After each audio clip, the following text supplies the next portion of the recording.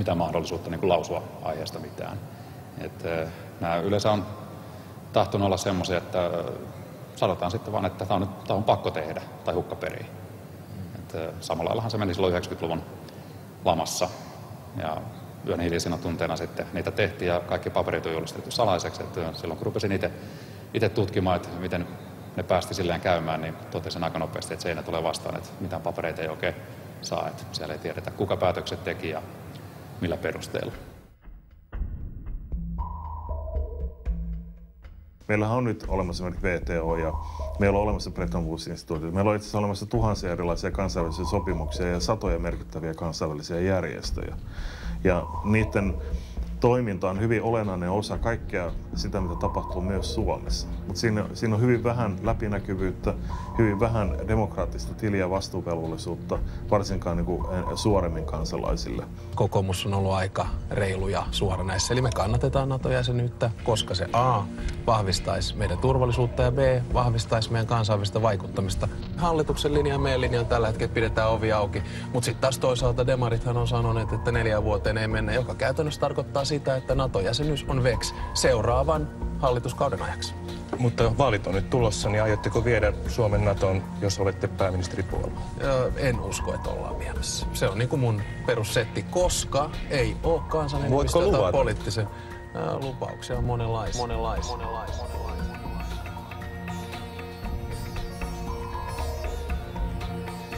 Ted Honderich-niminen englantilainen tutkija on hienosti kuvannut, miten tämä on niinku oikeasti niinku hierarkinen demokratia, se mikä meillä tällä hetkellä on. Ihan siinä mielessä, että korkein tulokymmenys verrattuna alimpaan tulokymmenykseen, niin tosiasiassa tässä demokratiassa päättää enemmän kuin se alin kymmenys. Eli se on niinku siinä mielessä ihan niinku tuloluokkien mukaan hierarkinen eikä aidosti demokraattinen. Se, että mukaan voidaan äänestää joku tonne vaikuttamaan asioihin, niin se on ihan täyttä teatteria, se on sumutusta. No se on sellainen teatteriesitys, mikä rahavalta on laittanut. Että joo, äänestäkää ihmiset tota puoluetta, äänestäkää tota puoluetta. Aina vuorovuosin. Niin kuin Yhdysvalloissa nähdään, niin siellähän demokraatit ja republikaanit vaihtelee. Ja aina silleen tulee pelastamaan sen tilanteen ja syyttää aina sitä toista. Suomessa ihan sama, että meillä nyt on vaan silleen 3, mitkä siinä vaihtelee. Globaali rahatalous käsittääkseni kuitenkin hyvin pitkälti perustuu NS-fiat-rahaan ja tällaiseen niin kuin itsetarkoitukselliseen velkauttamiseen, joka antaa suunnattomasti valtaa heille, joilla on valta antaa tätä velkaa ja kontrolloida tämän järjestelmän toimintaa. Ja sehän on jo lähtökohtaisesti niin fundamentalistisen iso asia nykyyhteiskunnan toiminnassa ja niin väärin, niin vinoutunut niin sanotusti, että me ei tosiaankaan tarvita mitään erityisiä salaliittoteorioita käsittämään se fakta, että me ollaan kusessa niin sanotusti.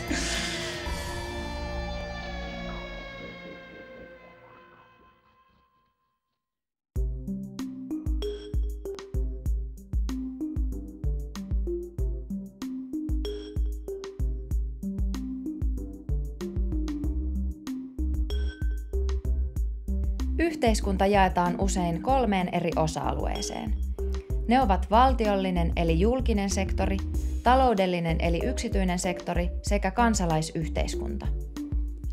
Olemme juuri tutustuneet talouden ja politiikan toimintaan, mutta entä 3. sektori? Mikä on kansalaisten rooli yhteiskunnassamme? Jos katsoo varsinkin OECD-maailmassa kehityskulkuja, niin meillähän on aika raju tämmöinen osallistumisen lasku, että kansalaisyhteiskunta ja poliittinen kansalaisyhteiskunta erityisesti niin on kokenut aikamoisen romahduksen. 70-luvulla niin Suomessa poliittisiin puolueisiin saattoi kuulua satoja tuhansia jäseniä. Meillä oli hirveän määrä erilaisia yhdistyksiä, kansalaisjärjestöjä ja ihmiset aktiivisesti osallistu, monet moniin.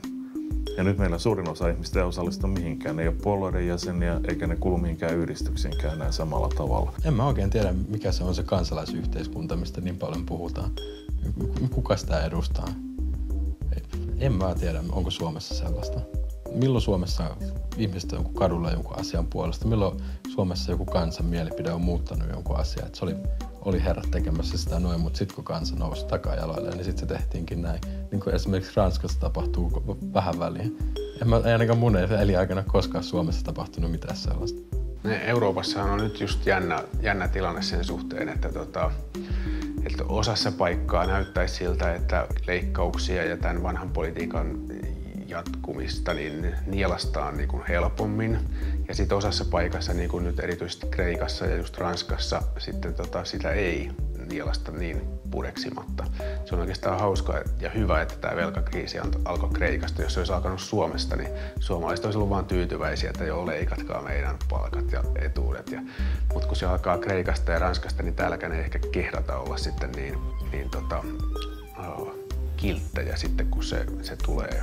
Jotta demokratia voisi toimia, on meidän kansalaisten osallistuttava yhteisten asioiden hoitamiseen. Jos emme osallistu, joku toinen tekee päätökset puolestamme. Kyllähän meillä on rahaa, mutta sitä ei anneta. Köyhälistä pidetään köyhälistönä ja sillä sipuli. Meillä on se kehitys, että tuloerot kasvaa. Eli meillä Suomessakin alkaa olemaan jonkinlainen määrä todella rikkaita ihmisiä. Eli samaan aikaan sit ilmestyy myös luksusliikkeitä, luksusautoja, luksuskämppiä, joita myydään. Ja tämä osittain niin kuin peittää sen tosiasian, että yhtä aikaa niin kuin sellainen keskiluokan kova kulutus laskee, liikehuoneistoja ja kauppoja jää tyhjiksi. Mutta se polarisoituu sillä lailla, että samaan aikaan tulee sitä luksusta sinne toiseen päähän ja sitten kansan iso osa, kulutuksen iso osa siirtyy alempaan, halvempaan, pienempään ja niin edelleen. Jotkut esittävät, että tuloerojen kasvun myötä myös yhteiskunnan vauraus kasvaa ja kaikki voivat paremmin. Asia ei ole kuitenkaan niin yksinkertainen. Tämä tutkimus osoittaa, että rikkaissakin maissa voi olla vakavia ongelmia, kuten rikollisuutta, sairauksia ja mielenterveysongelmia. Pelkkä rahallinen vauraus ei siis ole riittävä mittari yhteiskunnan hyvinvoinnin arvioimiseen. Tästä kuvasta näkyy, että mitä pienemmät tuloerot yhteiskunnassa ovat, sitä vähemmän terveydellisiä ja sosiaalisia ongelmia esiintyy. Ongelmat lisääntyvät selvästi tuloerojen kasvun myötä. Hyvinvoinnin salaisuus ei siis ole rikkaus, vaan tasa-arvo. Me ollaan menossa kohti tämmöistä amerikkalaistyylistä rahanvalta-yhteiskuntaa, jossa rikkailla on kaikki ja köyhillä ei ole mitään muuta kuin almuja, mitä niistä saavat tuolta sitten kadukulmien joulupadoista. Ja mä en ymmärrä, miksei tuntuu, ettei kukaan välitä siitä. Toisten köyhyys unohtuu helposti, kun itsellä menee hyvin. Meillä Suomessa on vielä paljon niin sanottua keskiluokkaa. He käyvät töissä ja heillä on varaa kuluttaa ja matkustella.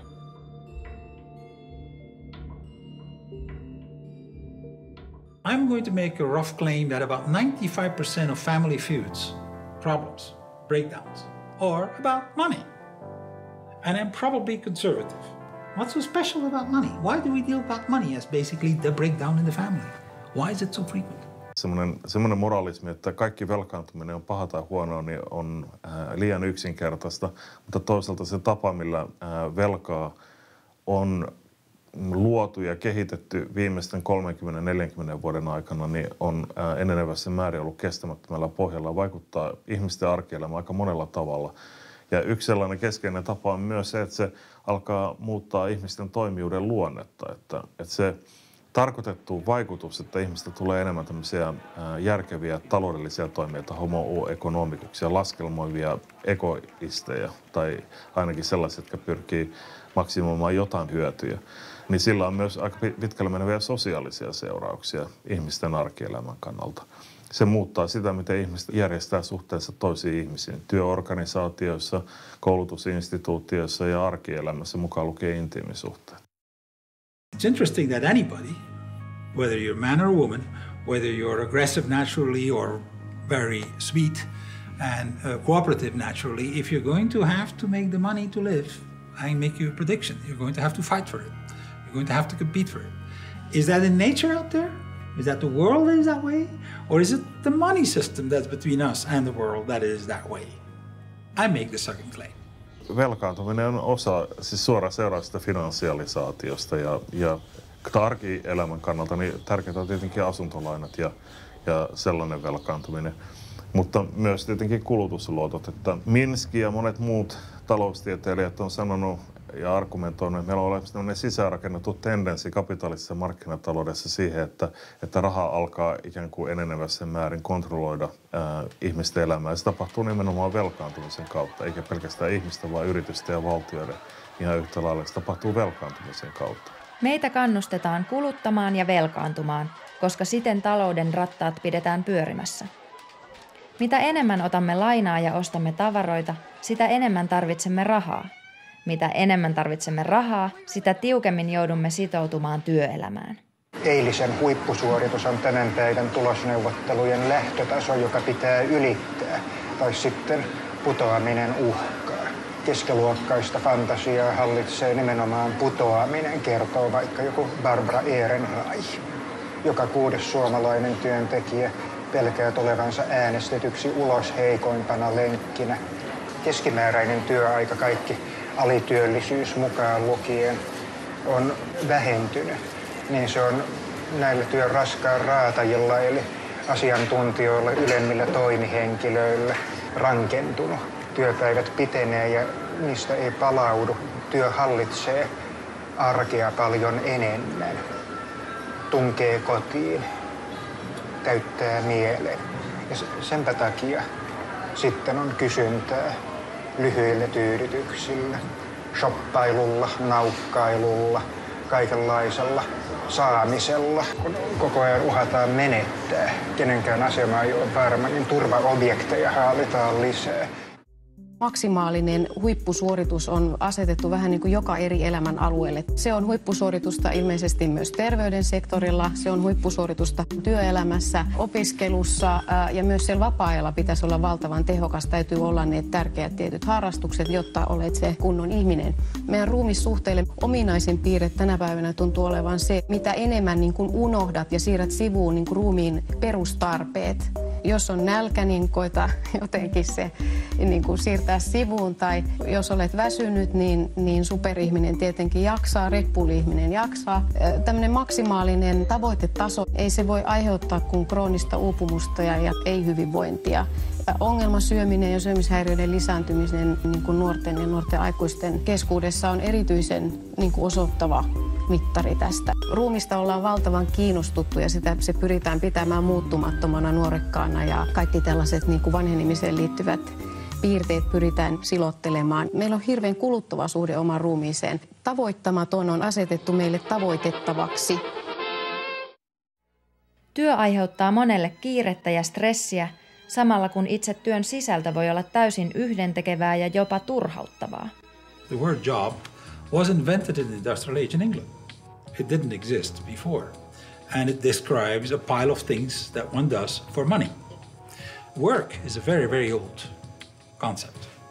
And work is something you do because you're passionate about or because you're good at it or because that's what you love doing. A job is specifically something you do for pay. Pay in national money, to be precise. Totta kai me kuvitellaan, että me ollaan vapaita. Otetaan nyt sellainen menestyvä liikemies, jolla on hieno talo ja urheiluautoja. Vaimolla on kaikkea mahdollista ja lapsilla on hienot pelit ja vehkeet. Mutta sitten tällä menestyvällä liikemiehellä yksi päivä tulee sellainen vapauden puuska, että hetkinen, että tänään mä oonkin vapaa mies, että en menekään töihin, että mä lähden tonne, en mä tiedä, vaikka laskettelee tai en mä tiedä, tekee ihan mitä vaan. Se ottaa yhden päivän töistä vapaata ja sanoo, että en mene. Ja mitä sille tapahtuu? Niin sehän saa potkut saman tien. Soittaa töihin ja sanoo, että en tuu tänään. Sitten kun se saa potkut, se ei pysty hoitamaan sen seuraavaa lainanlyhennystä. Sitten kun se ei pysty hoitamaan sen lainanlyhennystä, se menettää sen talon, se menettää sen auton. Sitten kun se on menettänyt sen auton ja talon, se menettää sen naisen. Ja sitten se menettää kaiken. Ja kohta se on katua tässä juomassa. Et kyllähän meillä on kaikkea kivaa. Mutta jos se yhdenkin kerran tekisi jotain vapaasta tahdosta ja sanoisi, että hetken mä en suostukaan tähän yhden päivän ajan, se loppuisi siihen. Et sen verran meillä on vapautta. Nykyinen elämäntapamme ei ole ruumiillisesti niin kuluttavaa kuin ennen, mutta suoritus- ja ulkonäköpaineista johtuva stressi asettaa monen terveyden ja mielenterveyden vaakalaudalle. Vaikka ajat muuttuvat, yksi asia pysyy samana.